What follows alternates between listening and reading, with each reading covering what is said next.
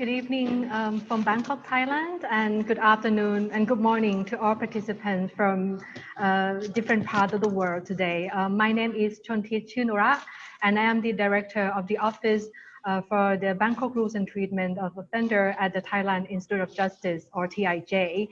I am the moderator of this session today. So first of all, welcome to the online launch event of the Toolkit on Gender-Responsive Non-Custodial Measure. So this webinar is the first session of the global webinar series on gender-responsive criminal justice and prison reform, which is a collaboration between TIJ and UNODC. So as criminal justice and prison reform face unprecedented challenges that amplified by the COVID pandemic, TIJ and UNODC are organizing this series of webinars to create a platform for discussion on current challenges faced by women in conflict with the law, and for us to share useful tools and experience as well as good practices which are in line with the United Nations rules for the treatment of women's prisoner and non-custodial measures, or we also know that as a Bangkok rule. So this webinar series will consist of a few separate webinar sessions, and each one will last for about 45 to 60 minutes, and will focus on different aspects of the topic. So if you are interested in this issue, please save the date to join our next webinar on the 4th of June on promoting alternative to imprisonment, and on the 24th of June on social reintegrations of women after release.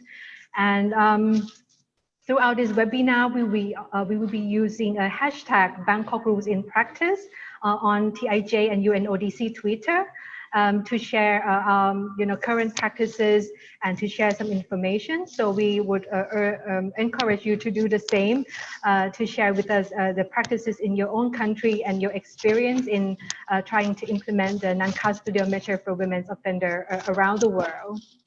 So our today's topic focus on alternative to imprisonment for women's offender, with a particular emphasis on the new toolkit, which called the Toolkit on Gender Responsive Non-Custodial Measure. So the toolkit was developed by UNODC in collaboration with the Thailand Institute of Justice, and is aimed to address the issues of increasing number of female prisoners around the world, and aim to guide policymakers and practitioners on the use of non-custodial measures for women's offender. So with us, we have here today expert in the field. First, Dr. Kittipong Kittiarak, Executive Director of the Thailand Institute of Justice. Ms. Miwa Kato, Director for Operations of UNODC, and Ms. Sabrina Matani, Human Rights Lawyer and UNODC consultant for this project. So we will hear with them later about this very important topic. So as we get started, I would like to inform you that this webinar is being recorded and will be made available for future viewing on the TIJ website. So after 3 speakers presented, there will be time for Q&A. So you will see the Q&A box at the bottom of the screen. So we encourage you to ask questions to the panelists using that box. The panelists will either type their answer or your question will be answered during the Q&A session. You can also click like on the question that posed by other people, and we will try to answer the question with the most liked as our priority. So to begin our session today, I would like to introduce our first speaker, Dr. Kittipong Kittiarak, the Executive Director of the Thailand Institute of Justice. So Dr. Kittipong has long been involved in judicial and criminal justice reform in Thailand. He has made substantial contributions to the improvement of the Thai judicial system through his role in a number of national bodies. He has been known as one of the champions for the reform of the Thai criminal justice system towards due process and the rule of law, and for pioneering the implementations of the restorative justice and community justice program in the country. So after completing his role as the Director General of the Department's probation in Thailand and a 6-year term as the Permanent Secretary for Justice, he assumed his role as Executive Director of the TIJ in 2015. So with his decades of experience in the field, we will hear his view on this issue. Dr. Kittipong, you may now have the floor. Thank you, Amy. Distinguished participants, ladies and gentlemen, greeting from Bangkok. It is my great honor to welcome all of you to this first webinar on the Gender Responsive Criminal Justice and Prison Reform series with our partner, the United Nations Office on Drug and Crime. With this series, we want to shine the spotlight on women in conflict with the law, using the gender lens to go deeper into issues faced by women offenders, ranging from their reason for offending, the impact of imprisonment on women, the importance of non-custodial measures, and women's rehabilitative needs. Since 2011, the Thailand Institute of Justice, or TIJ, has been working to promote and support the implementation of the United Nations rules for the treatment of women prisoners and non-custodial measures for women offenders, or the Bangkok rules. Over the past decade, we have seen the Bangkok rules primarily guiding correctional practices around the world on the management of women in custody. As the name suggests, however, another important aspect of the Bangkok rules is its emphasis on the use of non-custodial measures for women offenders. However, in this particular context, there are very few resources available that highlight how such alternatives to imprisonment can be effectively and gender sensitively implemented. To help fill this gap today, TIJ and UNODC are delighted to officially launch the Toolkit on Gender Responsive Non-Custodial Measures, which aims to provide guidance on developing and implementing alternatives to imprisonment that respond to women's needs. And as 2020 marks the 10th anniversary of the Bangkok Rules, we hope to see more meaningful discussions and sharing of experiences to promote a wider use of alternatives to imprisonment for women offenders worldwide. As we know, criminal justice systems around the world are usually gender blind and fail to take into consideration women's specific backgrounds, victimization histories, caretaking responsibilities, and mental and physical healthcare needs. When we take such women and put them in prison, it can have a profound impact on their well-being, affecting not just themselves, but also their families and the wider community. Despite evidence suggesting that imprisonment should be used as a measure of last resort, especially for women offenders who commit non-violence and minor offenses, most countries do not provide gender-responsive alternatives to pre-trial detention, conviction, or imprisonment. Since 2000, there has been a 30% increase in the number of pre-trial and remand prisoners, and 53% increase in the number of women and girls in prison globally. As of 2017, almost 3 million people are held in pre-trial detention and remand prisons. Research also shows that in many countries, the proportion of women held in pre-trial detention is equivalent to or even larger than that of convicted women prisoners. And in some countries, the rate is growing faster than that of male pre-trial detainees. The COVID-19 pandemic has brought to the foreground such problems that have existed in the criminal justice system for decades. Vulnerable populations, such as the elderly, people with compromised immune systems, and women continue to be disproportionately affected by the pandemic. A few weeks ago, an incarcerated Native American pregnant woman in the US died from COVID-19, weeks after giving birth while on ventilator. Although this is the first reported death of a pregnant woman in prison during the pandemic, it won't be the last unless we develop short and long-term solutions to the over-incarceration of women and bring about a radical shift in the criminal justice sentencing.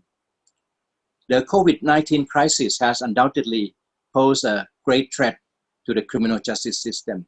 It has drawn attention to the urgent needs to alleviate the chronic problems of overcrowding. It also challenges us to think deeper about the purpose of the imprisonment, who we imprison and why, and consider different ways or a more effective way to sanction and rehabilitate people.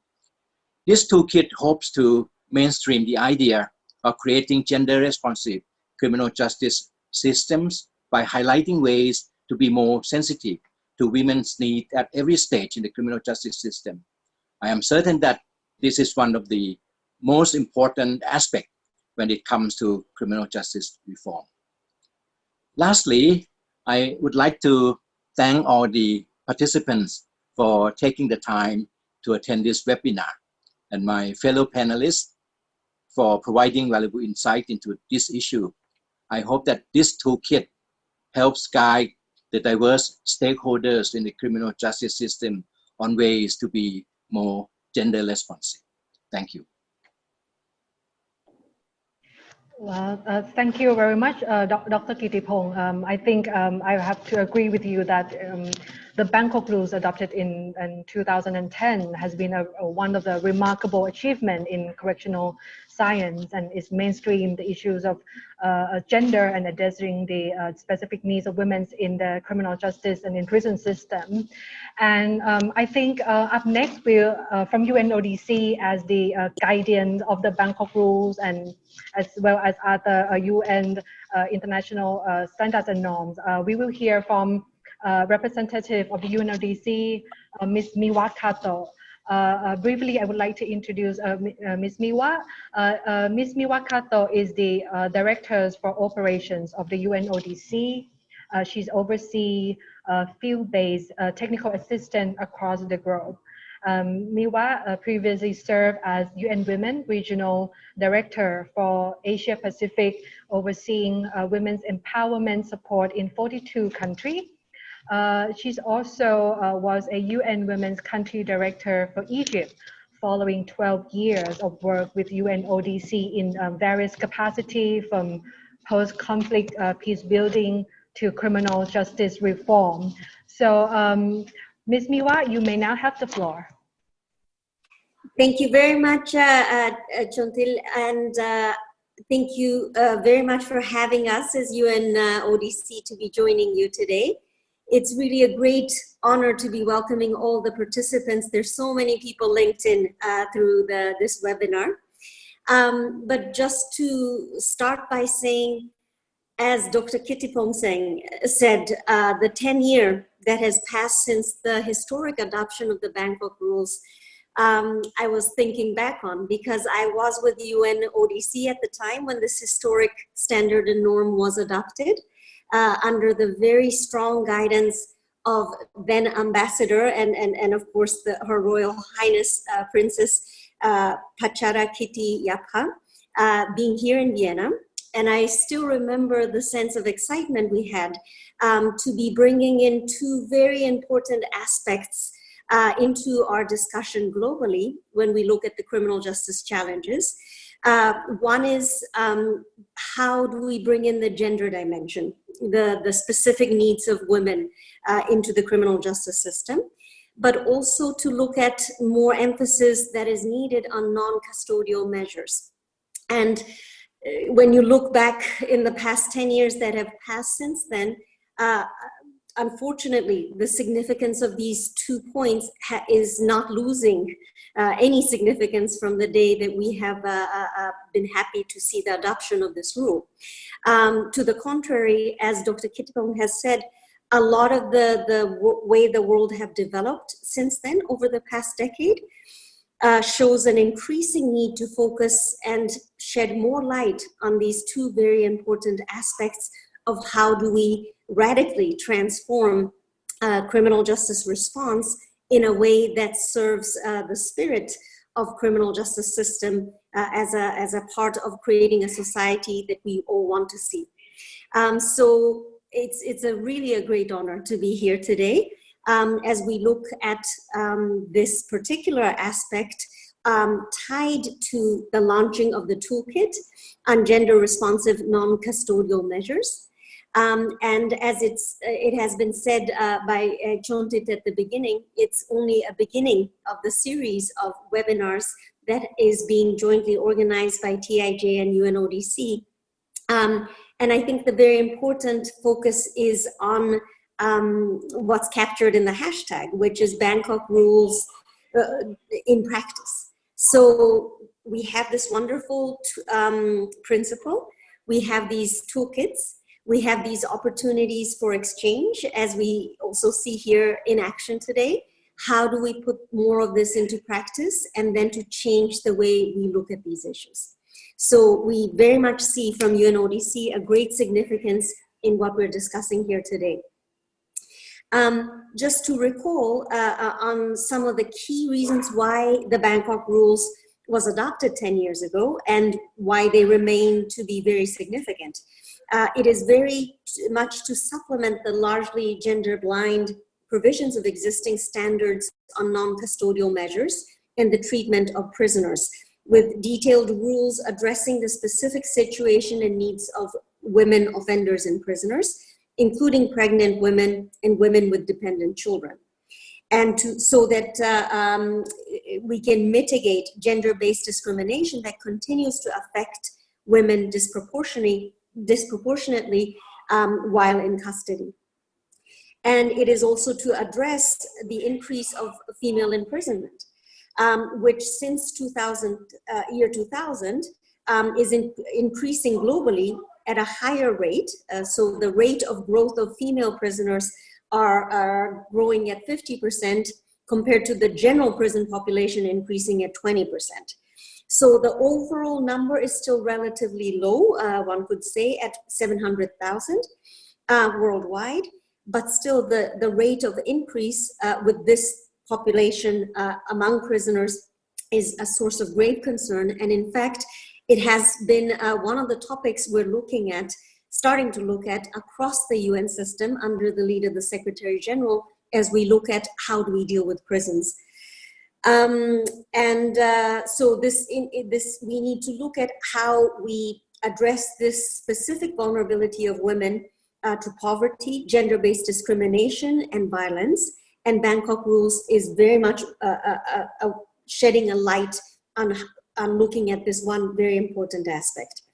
Another reason why we came to adopt the Bangkok rules was to prioritize the use of non-custodial measures for women in contact with the criminal justice system, recognizing that many female offenders have not committed violent offenses and that a large majority of them do not pose a risk to society, while their imprisonment hampers their rehabilitation and social reintegration prospects, further entrenching the gender discrimination and vulnerability of women.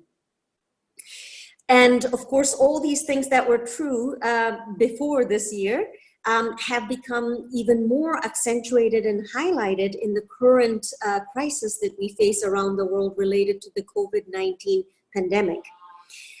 Promoting non-custodial measures is really becoming now more relevant than ever in this particular context that we find ourselves in 2020.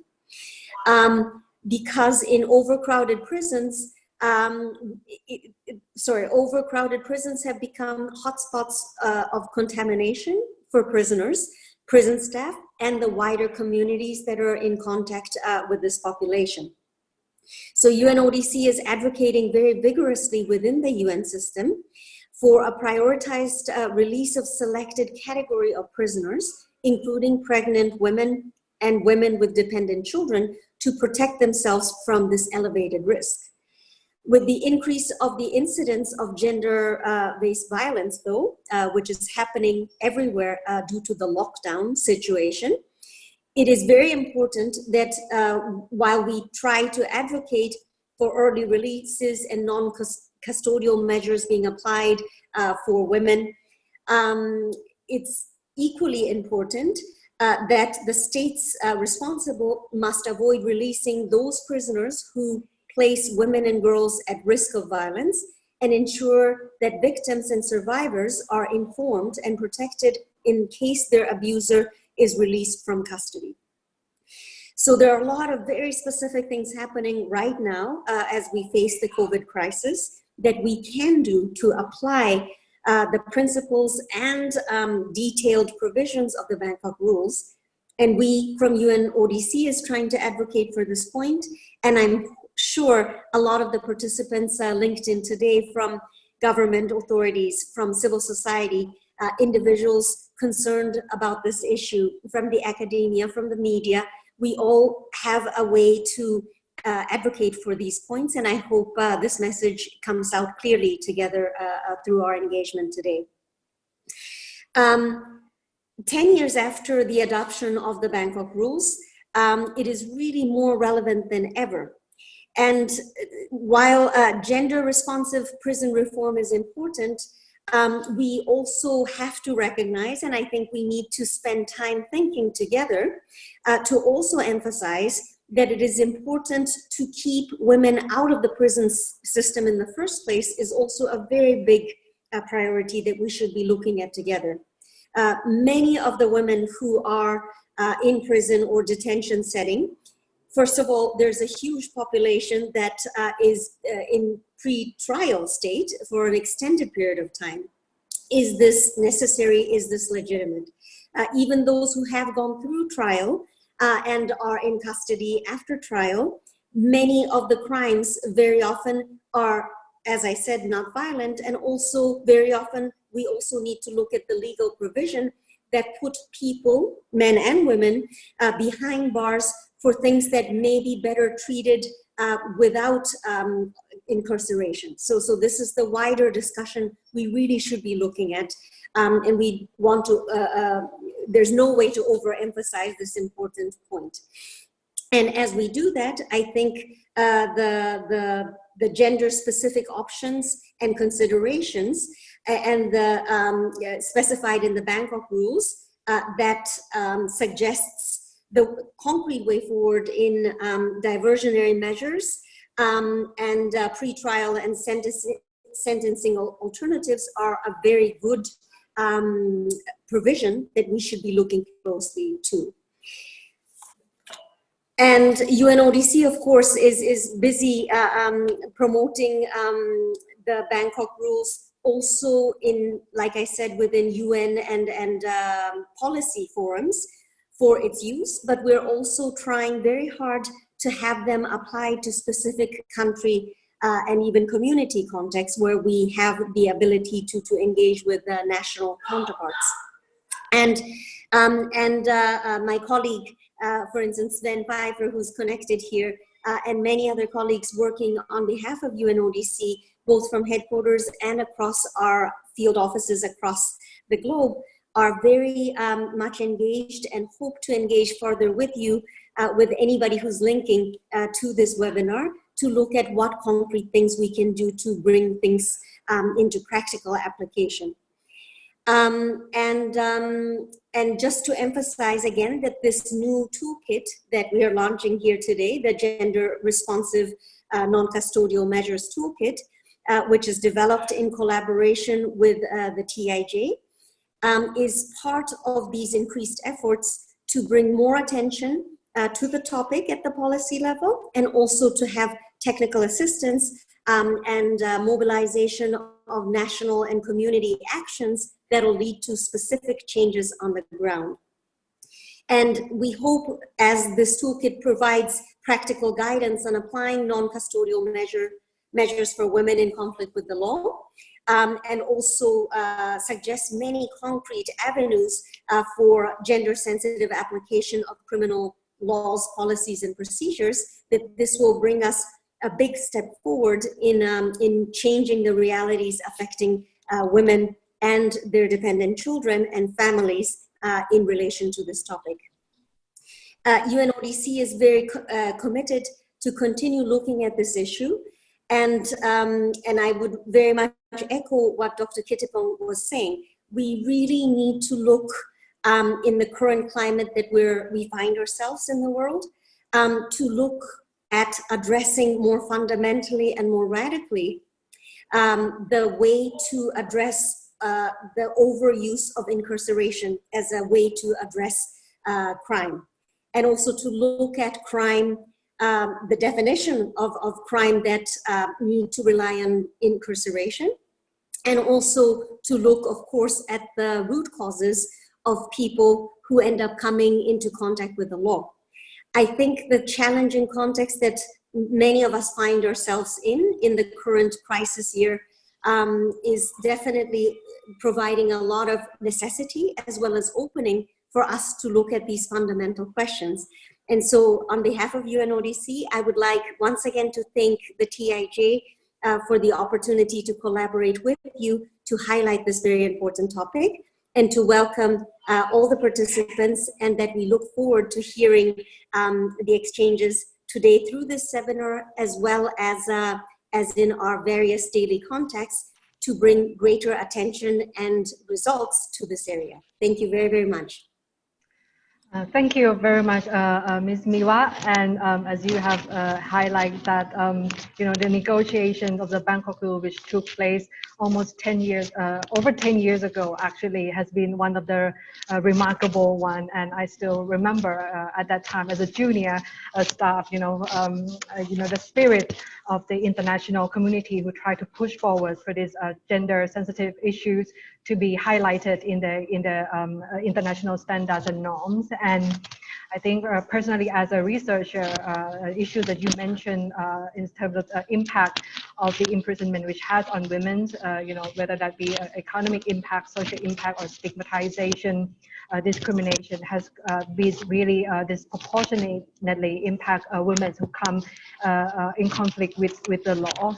So we have heard a little bit about the importance and the rationale behind this toolkit. And I would like to mention again that the link to the full toolkit has been sent to you with the reminder email that you received earlier today.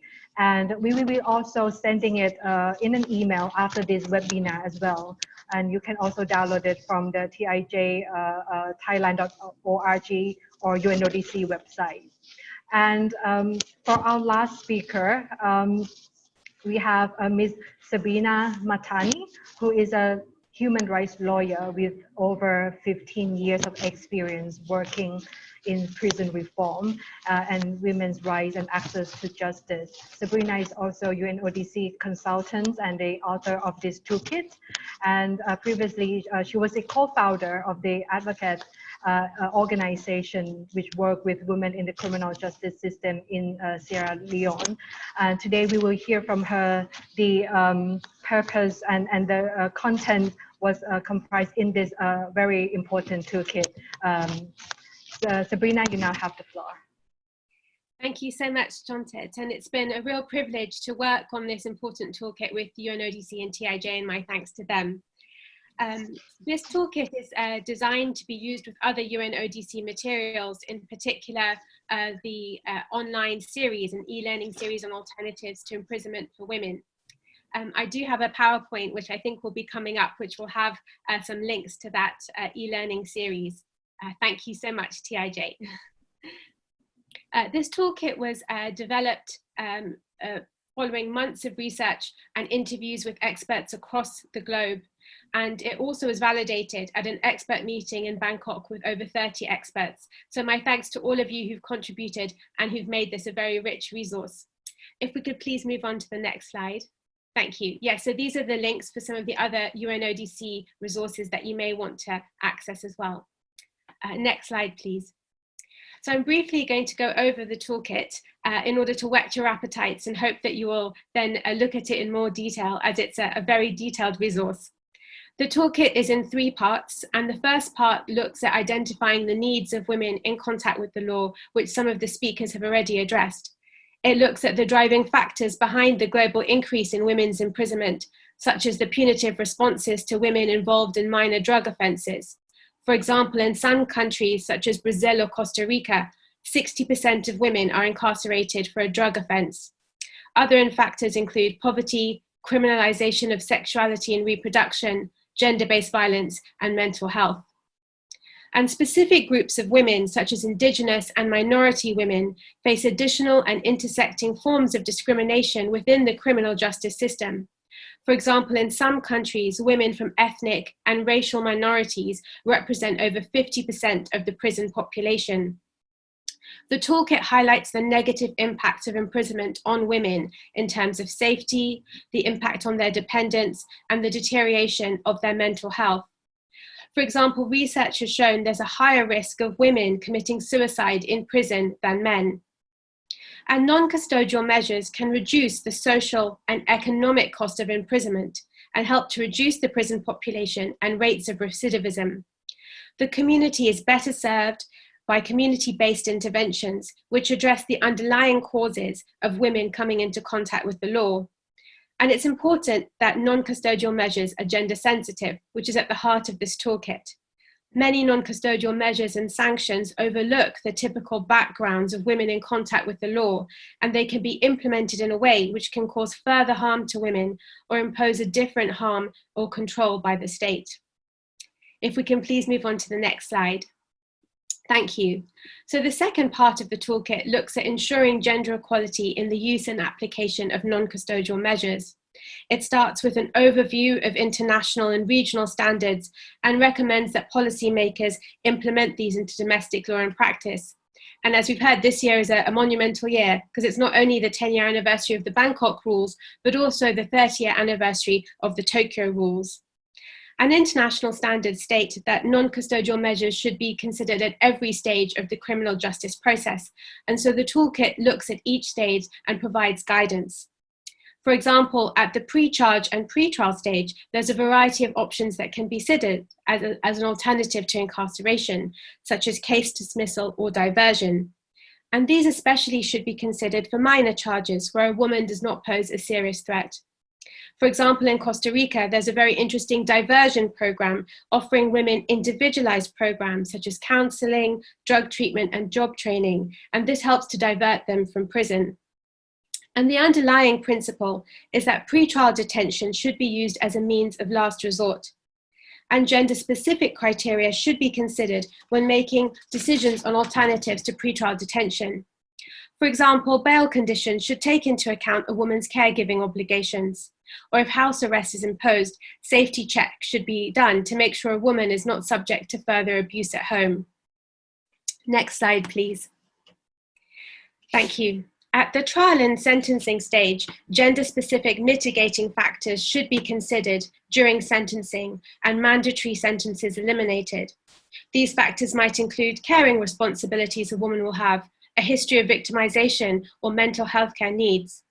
And in the toolkit, there are some useful guidelines from Kenya on how to prepare gender-sensitive pre-sentence reports. But in countries with resource limitations, prison officers or paralegals can help to provide the court with this sort of information in preparing for sentencing. And the toolkit does take into account that countries will have different resources and be at different stages in terms of implementing non-custodial measures. The underlying principle is that the least interventionist, non-custodial sentence should be imposed, taking into account a woman's individual circumstances. The toolkit looks at various non-custodial sentences that could be considered. For example, several countries, such as Vietnam or Russia, allow for a woman who is pregnant or has young children to have her sentence deferred.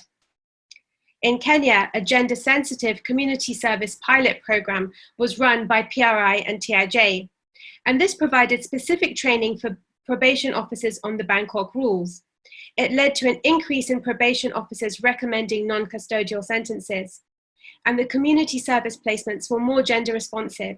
They took into account the distance from a woman's home. They looked at safety needs for a woman or the need for her to take care of her dependent children.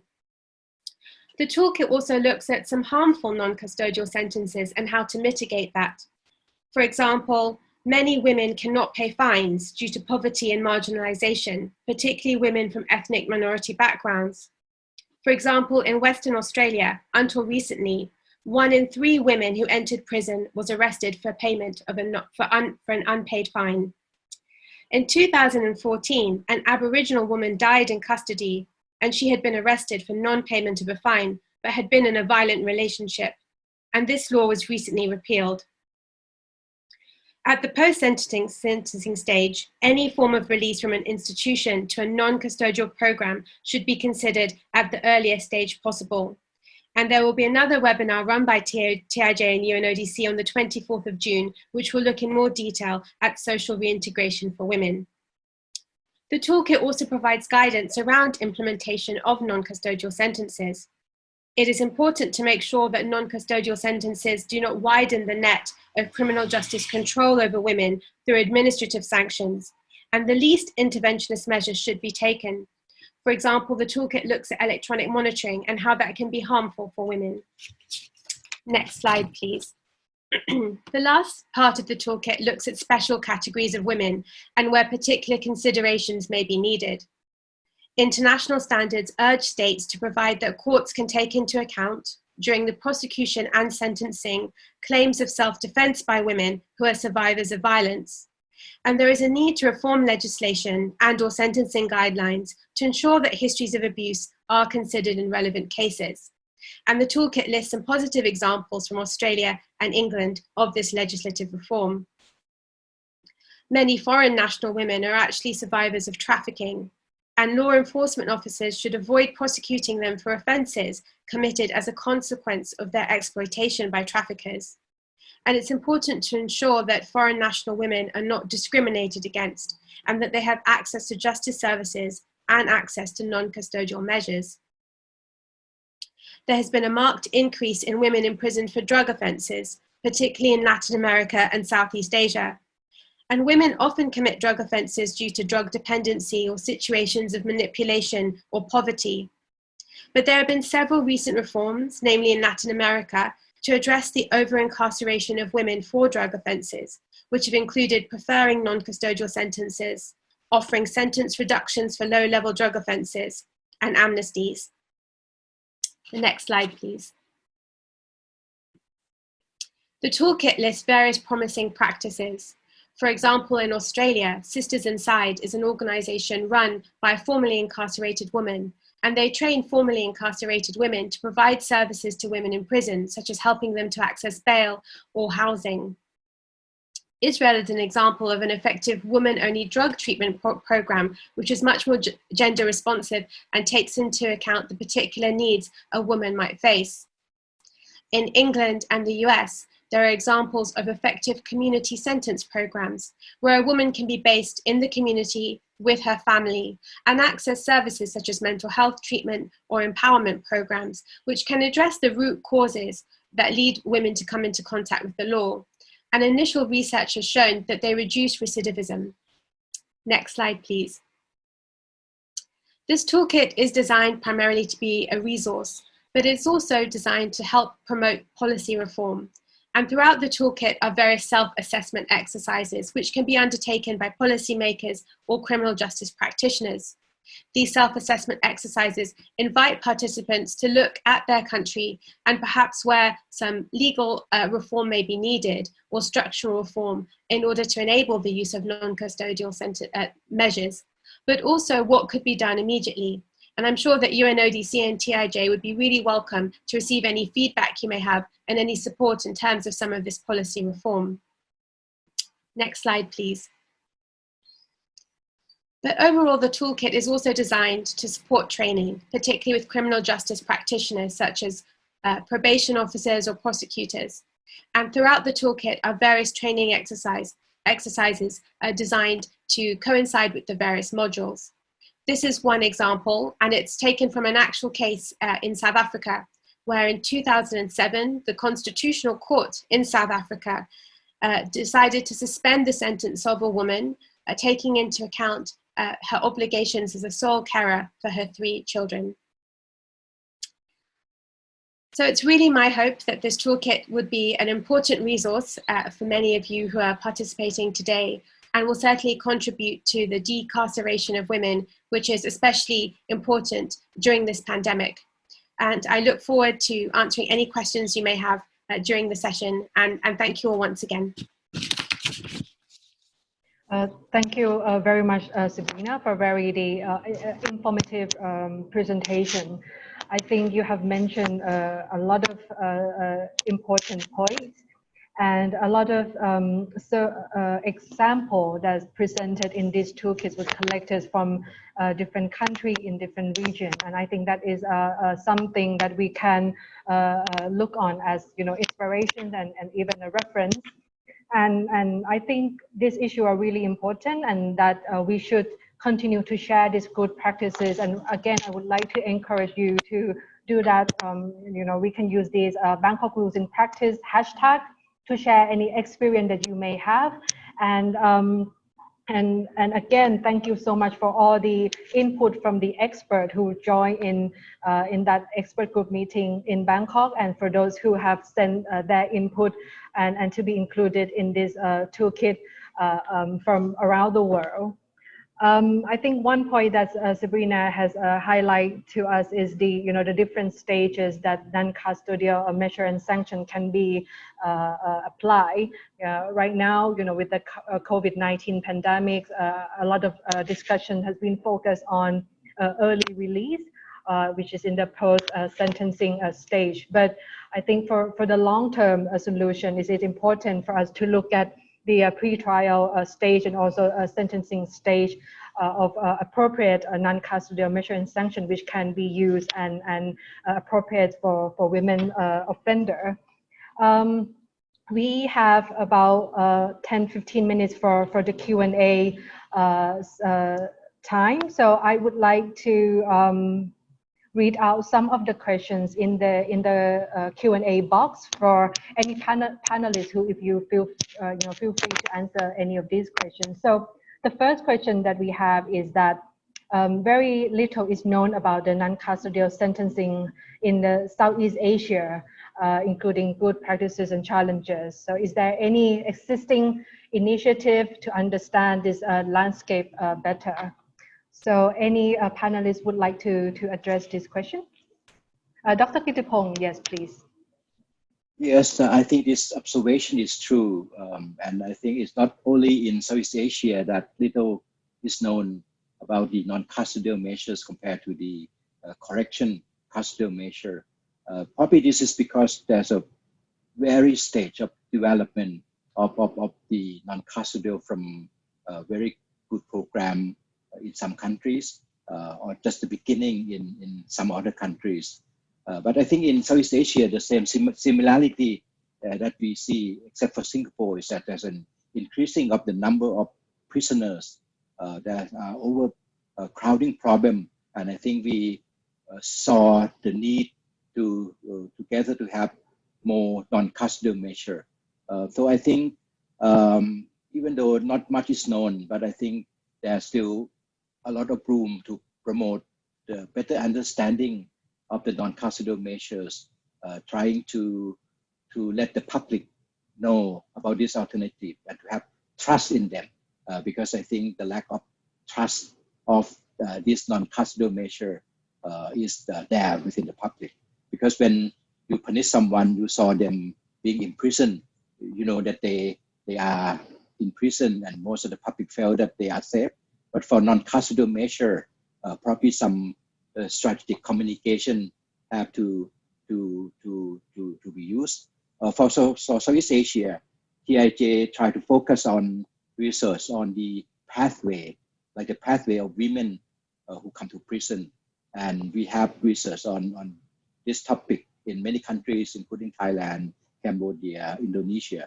And I think when the public know the story of women who come to prison, maybe because of the accumulated pressure that they have through domestic violence, or because of the manipulation of those who they've been involved with on drug or some other issues, they probably will agree that incarceration probably should not be the best way to put for women in some non-violent cases. So I agree that much need to be done, but I see the room for improvement, and I see the need to try to seriously try to improve the non-custodial measure in Southeast Asia. Thank you, Dr. Kittipong. Anyone else would like to add to this question, or I will move on to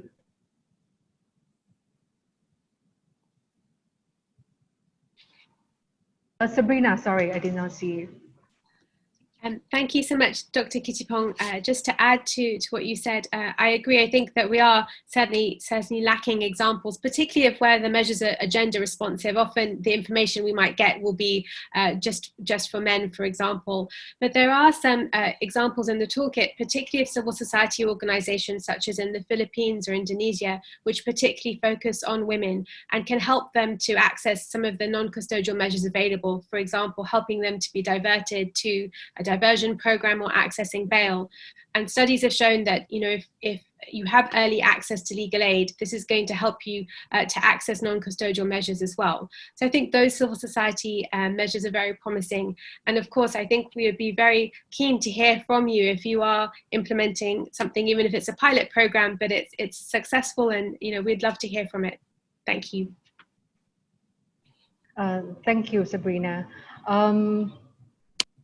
I also see another question about how do you assess the situations of women with disabilities, and has this been addressed in the toolkit?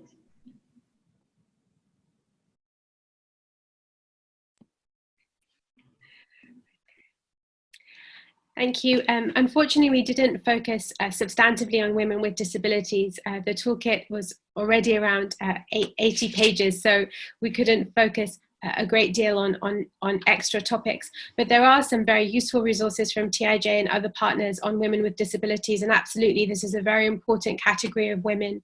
But of course, you know, these considerations need to be included when matters are put forward, like gender-specific mitigating factors or around alternatives. So that's definitely mentioned in the toolkit, that a particular circumstance of a woman needs to be highlighted. Thank you very much, Sabrina. I think we have time for a few more questions, so I will pick this one. The public in many countries is opposed to non-custodial measure because they feel like it will compromise their safety. So what steps should we take? So what should be done to advocate for non-custodial measures? Dr. Kittipong, yes. I think this is in continuation of the earlier question that I answered because of the lack of understanding of the, do you hear me? Yes. Okay. The misconception of the public on crime, and they often thought that those who commit crime or the prison are full of bad people. They see it as a statistic, not on human stories.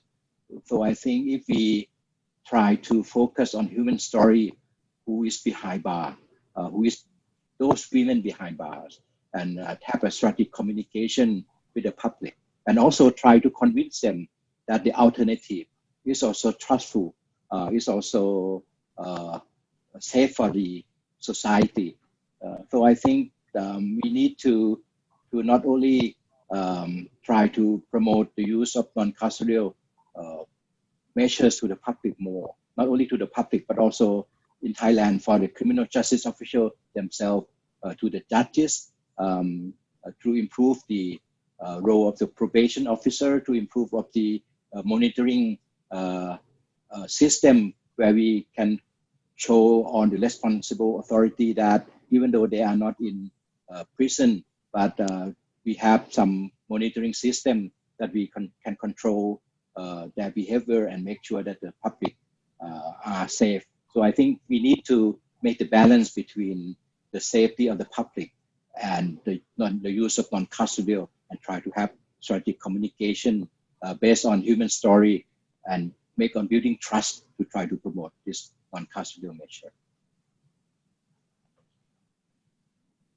Thank you so much, Dr. Kittipong, and we already out of time. So I would just randomly pick one last questions, and I think this is one important aspect of the role of civil society. So one question is that civil society involvement in non-custodial measures seem to be important, both in effectiveness and selling them to the community. And Thailand has a large experience of this, and what can we learn from your experience? I think the question was asked about Thailand, and I think also other relevant countries as well, if other panelists would like to address the role of civil society in promoting the use of non-custodial measure. For Thailand, I think during my time as the chief of the probation officer, I have the responsibility to try to find alternative for drug users, treat them like patients, not criminals. And even though the government doesn't have much resources, but we can rely on the community. If we have a strong community, and we can convince them that for the community to be safe, those drug addicts, they have to go back to the community. If we join hands to help giving them the opportunity, giving them a second chance, then the community at large will be safe, and everybody will be beneficial from that. And I think through that concept of community justice, I saw the community resources. I saw many villages, many temple, many resources that can come in to help to try to promote the livelihood, promote the careers of those who are out of the drug. So I think we have to rely on the communities and rely on civil society and other organizations like Sabina has mentioned to try have the referral to other organizations who've been expert in each particular area. So I think this has great potential for the civil society on this measure. Thank you. Okay, is there anyone else would like to address that questions regarding the role of civil society? Because that would be our last questions for today. Yes, please. Thank you so much. Absolutely, I very much agree with Dr. Kittipong. And throughout the toolkit, you see the importance of civil society across the world. But I think one challenge that they face is funding and being able to implement some of these programs.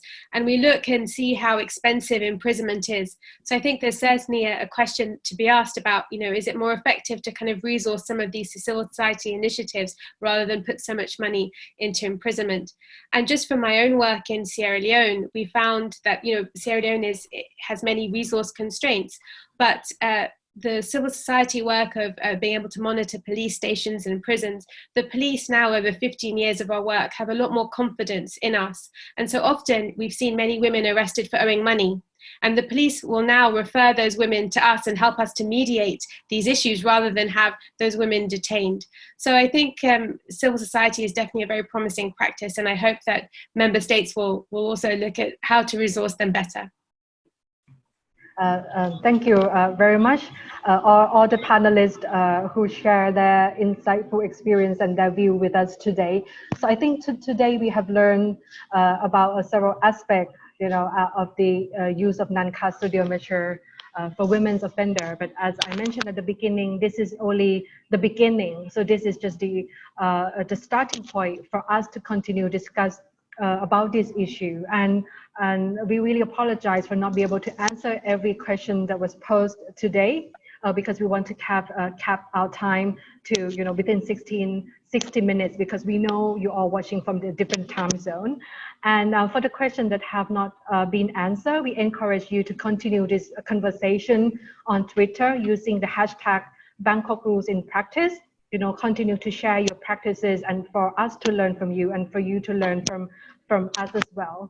So today, I think one of the key message, and we highlight throughout, is that to successfully implement the non-custodial measures for women, it's really important to include a thorough agency and also to promote the community involvement, including civil society, in the management of the criminal justice. And for me personally, as a researcher who worked in this field for some years, We know that there has been a lot of organizations working in this field promoting the fundamental rights of women's incarceration, women who come in conflict with the law.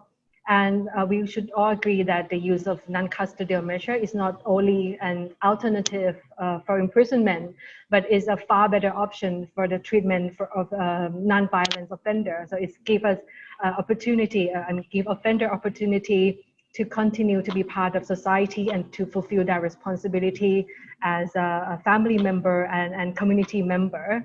So.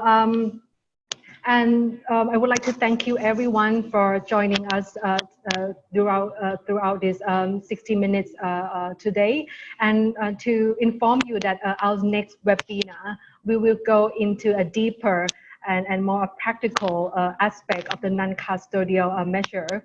Our next webinar will be on the 4th of June. The topic is promoting alternative to imprisonment for women in conflict with the law. You will hear from frontline people who really are implementing the non-custodial measure, their challenges and their good practices. And continue to follow us on social media at TIJ Thailand Twitter, as well as UNODC Twitter for more updates. And as I mentioned, for those of you who want to access the full toolkit, please go ahead and access it through the link that we have sent you, and we will resend you again after this webinar. You can also visit UNODC and TIJ website as well. And finally, after you leave this meeting room, you will be redirected to a feedback survey. We would really appreciate if you can give us some feedback about this webinar so we can use your input to improve our webinar in the future. And for that, I would like to thank you all the panelists who are here with us today to share your experience and your insight, and for all the participants from around the world. And we will continue to discuss about this issue, and we will hope to see you again at next webinar. Thank you and goodbye.